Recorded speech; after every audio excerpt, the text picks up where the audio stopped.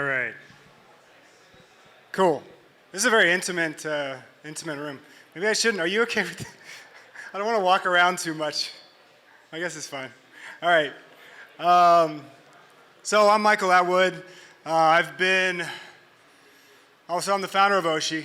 Oshi is an app that helps get businesses set up to accept Bitcoin. It also helps kind of incentivize consumers to actually want to use Bitcoin, which is something that I found is actually far more difficult than just getting the business set up. It's creating different incentives and experiences that will actually allow people to want to interface with the Bitcoin economy. So through that, we've onboarded a couple hundred businesses over the past couple years, and we've learned a lot. We've made a lot of mistakes. We've figured out a lot of things that work, a lot of things that don't, and also we've realized it's not all like rainbows and unicorns. There's a lot of things going on that aren't always what they seem. So these are my confessions of a Bitcoin evangelist. So hopefully you guys can learn some things from this. First and foremost, Bitcoin evangelists are very few in number. There's a lot of people that love to talk about Bitcoin. There's very few people that kind of be about Bitcoin. There's Bitcoin the noun, the asset, the network. There's Bitcoin the verb, using it, applying it in your everyday life. Most of the people that are talking about Bitcoin, it's kind of like teetering on the edge of like mental masturbation, although it's really exciting and interesting, and everybody's trying to insert it into a variety of basically everything. Money touches all things.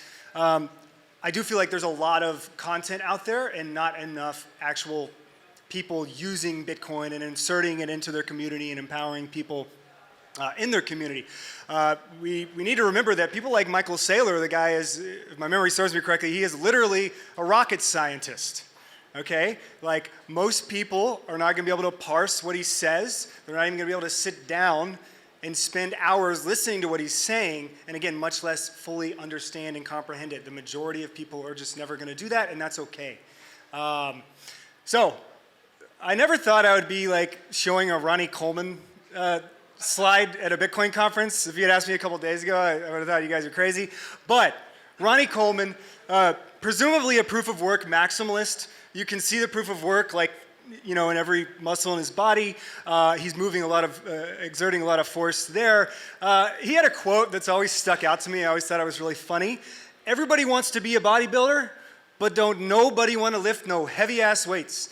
Everybody wants the easy way. They want to talk about Bitcoin and sit on their computer and type on Twitter or on their phone and do all this stuff or consume information and learn about Bitcoin. But it's a whole other thing entirely to actually start, acting upon that. And that's something that years ago, whenever I felt like I had gotten my fill on content, although it's endless, but sometimes I need to step away and be like, all right, how can I apply this in different ways so that, again, we can empower people in communities. So we need to turn this into like, everybody wants to be a Bitcoiner, but don't nobody want to evangelize. Everybody wants to talk about it. They want to hodl. They want to talk about how they're hodling and why they're hodling and why everything's fucked. But few people want to show people in the community. So the first thing is like, people say, never spend your Bitcoin. I'm not going to spend my Bitcoin. Why would I spend the greatest monetary asset ever known to man? Why in the world would I do that? Didn't you know that this cup of coffee is going to be worth a Lamborghini in 10 years? Like all sorts of stuff like that, and I get it. But the reality is they're still going to buy their cup of coffee, they're going to swipe their plastic card or tap it or whatever, and the world goes round. So there's if you have fiat to spend, you could also have fiat to convert to Bitcoin and support a Bitcoin circular economy near you. There's also plenty of other things you can do, like using Strike or StableSats from Galoy and Bitcoin Beach Wallet to interface and interact in the Bitcoin economy. So this is like probably one of my most favorite memes, like the bell curve meme here. I mean, look, I'm not here to tell anybody what to do with their Bitcoin or how to use their Bitcoin. There's a million different use cases that are going to be affecting and impacting billions of people all over the world. But in terms of like this, you fool, like don't spend your Bitcoin. Like that's idiotic. It's the dumbest thing ever. Don't you know infinity divided by 21 million is the future price of Bitcoin? Yeah, I do. I have it on my hat. I'm fully aware. I fully subscribe to that. But I also understand that I don't want to sit here and wait for shit to get really bad for people to finally start using Bitcoin. I want to start inserting it into the community before people have to do it. I want people to start using it now and get familiar with it, because ultimately we're just going to be buying things with it, like amongst other things. All right, so this is a big one. If you accept Lightning payments, you can save on processing fees. You're going to save 3 to 5% on every transaction. You're going to get instant payment, settlement, and finality. You're never going to have to worry about chargebacks ever again. All true. All true. And that's profound. But we have to realize that most businesses look at processing fees as just a cost of doing business. It's just what it is. It's what they use. It's what they all use. And small mom and pop shops, brick and mortar businesses, generally, they're not actually getting hit with many chargebacks.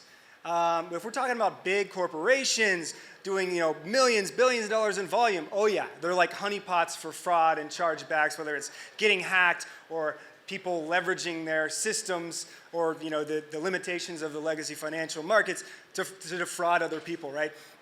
What we need to be talking about is that 3 to 5% in savings of 0 transactions is $0 in savings. Okay, so let's say, I would say one of the better case scenarios right now from what I'm seeing in small businesses, onboarding them not like in Bitcoin Beach and in El Salvador, and then you have all these tourists coming and getting some transaction volumes going. It's like a pilgrimage to the Mecca. We're onboarding businesses here and there all over, the US, the world, whatever, the state, the city.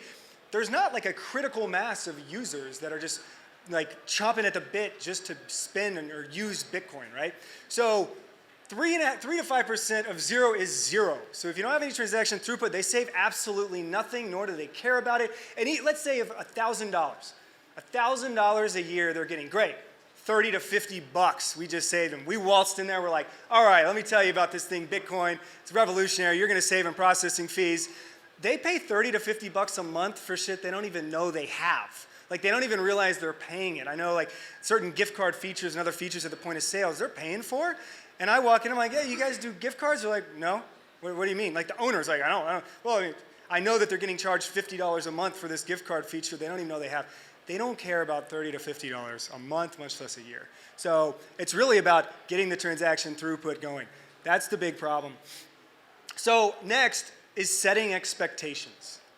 So this piggybacks really well off of that. Don't walk in there and be like, once you start accepting Bitcoin, all of these businesses or all of these consumers are going to be coming in to support you.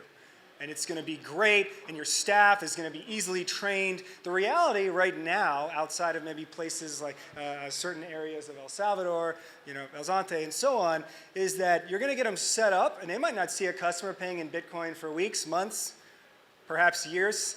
There were so many businesses like we see on like BTC maps now and different stuff where they were initially onboarded like in 2014. And like they're still on the map. I'd be willing to bet they no longer accept Bitcoin, and they probably didn't accept much of anything back then either. So really it's all about setting expectations, letting them know the reality, because the reality is, all right, you're ready. You're ready to accept Bitcoin. It's like, all right, where are they at? Where are they at? They're coming, right? No, like not necessarily. I mean, I'm in Austin, Texas. We've set up a bunch of businesses to accept Bitcoin. We have a meetup. I run the Austin Bitcoin Club. We have over 100 people show up every meetup. We don't have 100 people paying in Bitcoin at the dozens of restaurants that we onboarded each week, each month. Like it's not happening. There's more to the story, right? So just keep that in mind. Don't get too bullish. The other thing is the user interface or the user experience isn't necessarily ready. I hear this a lot, and to some extent it's true. There are people doing awesome work, like Steven, I don't know if he's still in here, just talked about that. Absolutely, there is so much work to be done. We actually did a design crit, or they did a design crit on us. It was super helpful. Very much appreciate the Bitcoin design community for that. But also, we have to get people to want to use it before we have to worry so much about what the experience is. Grandma learned how to scan a QR code in 2020. People didn't even think that was going to be possible, but here we are. I'm pretty sure we can get people to send money digitally, because ultimately the user experience of Lightning and Bitcoin, I would say, is maybe a half a step back but you can make multiple monumental leaps forward just by getting it started. I want to talk a little bit about the Diners Club. These things were implemented like the 1950s. To accept this as a business, you would, instead of just receiving cash, or cash-like instruments like we have for thousands of years, everybody was used to it. It's practically like embedded in our DNA, like how humans transact, right? Now you got this card, all right? And there weren't very many users. You can see it's like your account number 2000. Like that's kind of funny to me. It's like, yeah, what's your account number? It's like 2000, like the year we're gonna have world peace and like flying cars. It's like it didn't really happen that way. And the cashier would actually have to write down all of this information and sometimes even call a number on the back of the card to let people, so call a number on the back of the card and say, hey, here's this person, here's all their information. Do they have a credit limit? Like, do they still have a line of credit? Is it gonna work? If the line wasn't busy, that is. Horrible experience, right? And we got by okay. Then in 1959, peak experience here, all right? Innovation. American Express had this embossed card now where you could actually feel and you can therefore imprint on the cards using a carbon copy machine, which saved a ton of time and energy for all of your staff. Again, we're coming from a time where they just accepted cash payments. Imagine having to write all this down, do all this, blah, blah, blah, go in the back, make sure it works, call the phone up, whatever. So talk about experience. And this thing caught on. And here we are today with the internet, it absolutely blew up. But this was the piece of hardware that they used. They call these things a zip zap, I guess because it's fast and also made like a zap sound or something like that. But it's a carbon copy machine. It's also known as a knuckle buster because to accept a payment with this, it could be quite literally painful. The skin on your knuckles could be skinned away, basically. Oftentimes people had calluses on their hands and really did this. So we're worried about the user experience of Bitcoin, just having to walk up and scan a QR code or tap your phone on something. And this is literally what has happened. It's not theoretical. Like this is how digital payments kind of started, right? These charge cards and so on. Also, that's funny. I hope it's not over $1,000 because it only goes to three decimal places to the left of, or 3 places to the left of the decimal. But so guys, Bitcoin's gonna be okay. I think the experience is okay. We just need to give more users a better reason to actually experience it. Don't rely on altruism. I kind of told you a little bit. I run the Austin Bitcoin Club. We have, over 100 people show up every month. There's also a whole slew of other Bitcoin meetups in Austin. Don't expect that just because a business is accepting Bitcoin, that everyone is going to go out of their way or even slightly out of their way to pay with Bitcoin. It's the unfortunate reality right now. Even if they're not even paying with Bitcoin. In the United States and other countries, in El Salvador, we have Strike. I don't have to actually use my own Bitcoin. I can spend Jack Mallers' Bitcoin. I'm not even paying in Bitcoin technically, or at least not from my bank account's perspective, right? I highly recommend we don't rely on altruism. Even people that attend the meetups, we have meetups regularly every week at a business that accepts Bitcoin, and a lot of people that even show up to these meetups don't pay with Bitcoin, okay? And that's okay. I'm not here to say, oh, shame on them, they're not a real Bitcoiner. We just have to do better in terms of giving people a reason to want to spend Bitcoin. Next is just knowing the tools. There are a lot of businesses that are actually interested in accepting Bitcoin. I've walked into numerous businesses, more so during the bull market phase of things, where they're like, I've been waiting for somebody to approach me about this because I want to get involved, I don't know how, and the majority of people actually aren't familiar enough with the tools. I think there's a lot of apprehension with individuals worried about, well, what if they say yes? If I walk in and I'm like, do you guys want to accept Bitcoin? Wouldn't that be cool? They say yes, they're like, well, you can, it's kind of hey, the one thing every Bitcoiner would like to hear if they go, do you want to accept Bitcoin? Yeah, help me escape this fiat Ponzi, please. And you're like, oh, just, download the Moon Wallet, right? A business has more needs than just downloading the Moon Wallet. Their employees, how are you going to train their staff? Are you going to keep the wallet with all the staff? Is that the owner's Bitcoin, like their account? You're going to trust your employees with the Bitcoin now? I mean, you trust them with money, but you get the point. There are better ways to go about this. There's tools like IBEX, a Bitcoin Beach wallet, and Galloy. You have Strike, you have OpenNode, and then it's also being familiar with like what is their point of sales? What are the capabilities kind of these point of sale systems? What are the capabilities of the Shopify integrations, WooCommerce, and so on? There's a lot of missing pieces that I don't expect most people to know, but just kind of like come prepared, familiarize yourself, test these things out. Like boot up a BTC Pay server on Voltage. It takes 2 seconds. Play around with it. Like make sure you know all the wallets from the user's perspective, from the customer's perspectives. And then of course, play around with all the merchant payment processing things as well. Really important. Perfect is not the enemy of good. Like, nor should it ever be. People need to take iterative steps. We cannot expect that you walk in. Like I have actually had people tell me like, hey, Michael, I've heard about Oshi, like I want to get this business set up. I think what I'm going to do, I'm going to get them set up with a BTC Pay server and all this stuff. And I'm like, that's awesome, but I don't know how well that's going to work to get started. The business owners are worried about running their business. They have so many things, and like we talked about before, let's set some expectations here. If you tell them, hey, you're gonna get all this set up, I'm gonna host your BTC Pay server, which there's trust involved, even though it's kind of pushed out to the outskirts there if we're talking about an individual running a BTC Pay server on behalf of the business. But just allow them to take their first steps into Bitcoin before getting them set up on this extravagant thing that's going to incur likely monthly fees. They got to do liquidity. They got to do this, that, the other. They got to have a tech support guy. Like, let's be more honest about this and realize that just get them to take their first steps. You know, what we see is like this nice, easy path. Actually, we just can't really see shit in this photo right now. But this is all these railroad tracks like switching around. Like, we think it's so easy. But to these business owners, they have no idea.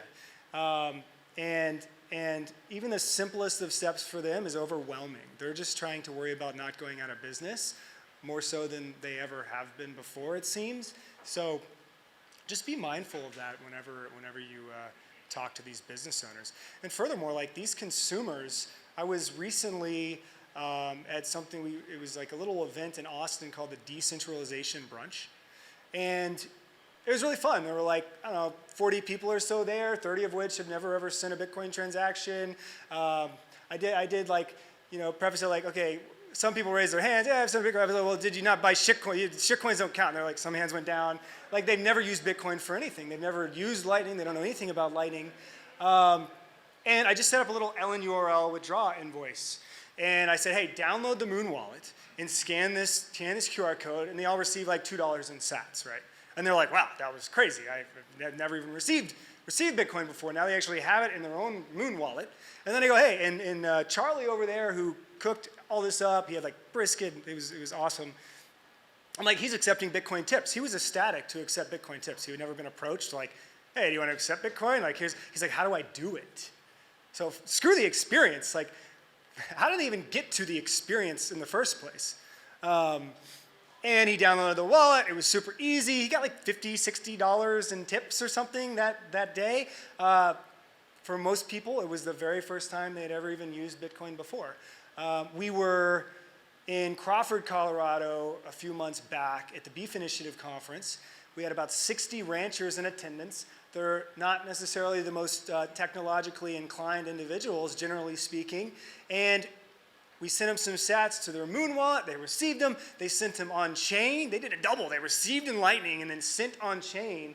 And most of them were just like, this was so easy. Most people just hear about Bitcoin whenever the price is high or the price is low or this exchange got hacked and so on. But they don't actually try it out. They don't use it. No one's been around to teach them, or at least, you know, poke and prod them about it, not just to tell them about why Bitcoin is the, you know, the bridge, the thermodynamic, I can't even like think of it, the thermodynamic bridge between the digital and the physical realm. Like, that's cool, I subscribe to that, but business owners don't care, even most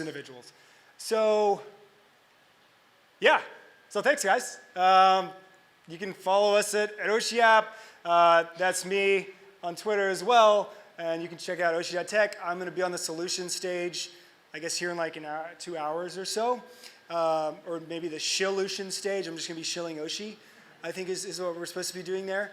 But other than that, I'll open it up to questions. Thanks.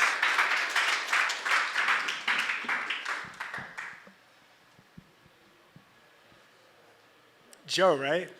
Yeah. Yeah. Lovely talk. No, thanks. It's a really good preamble to mine, actually. Perfect. I don't actually know what Oshi does. Yeah. Would you be able to give me like a top line overview? Yeah, you bet. So we help businesses get set up to accept Bitcoin because as much as I talked about like how it's really important to build like better tools for the consumers and actually incentivize them to use it, much like debit and credit card payment processors did and banks to get people to use digital payments. Yeah, but the first step is ultimately getting businesses signed up. So we help coordinate and offer basically free consulting, get them signed up with any lighting service provider of their choosing. We don't provide those services ourselves. We want to be like kind of very open and interoperable with all of them. You can do anything from BTC Pay Server to Strike to OpenNode, IBEX, Bitcoin Beach Wallet, whatever you want to do. From there, we offer them the ability to promote and market themselves to the wider Bitcoin community, but more importantly, offer rewards to consumers to have an incentive to use Bitcoin. So as we see things like Strike become more ubiquitous, I think, and let's say Cash App activating, straight up like USD over the Bitcoin rail sort of things. You have Bitcoin Beach Wallet with StableSat, stuff like that. People won't even necessarily know that they're using Bitcoin or paying with Bitcoin. They're just going to know that whenever they use this app or this feature or that feature to buy something from a local community or a local business, they're going to receive some free Bitcoin rewards. All right? And as much as like rewards aren't necessarily something that speak to me, I'm probably like not a very good user of my own product. For majority of people, like they love rewards. And that is effectively how we all pretty much got, in my opinion, conned into using debit and credit cards virtually everywhere we go, because ultimately it's just a reappropriation of the excessive economic rents that these card issuers and financial intermediaries are charging. They're charging the business 3%. The business is basically charging you an additional 3%, and they're giving the consumer like 1.5% back, and you're just having fun staying poor, effectively. So. That's what we're kind of trying to channel some of that rewards-based thing into an application to get consumers to use it. Yeah. Anyone else? All right. Don't be shy. This is an intimate group. I like it. I wasn't sure what to expect. All right, cool. Thanks, guys.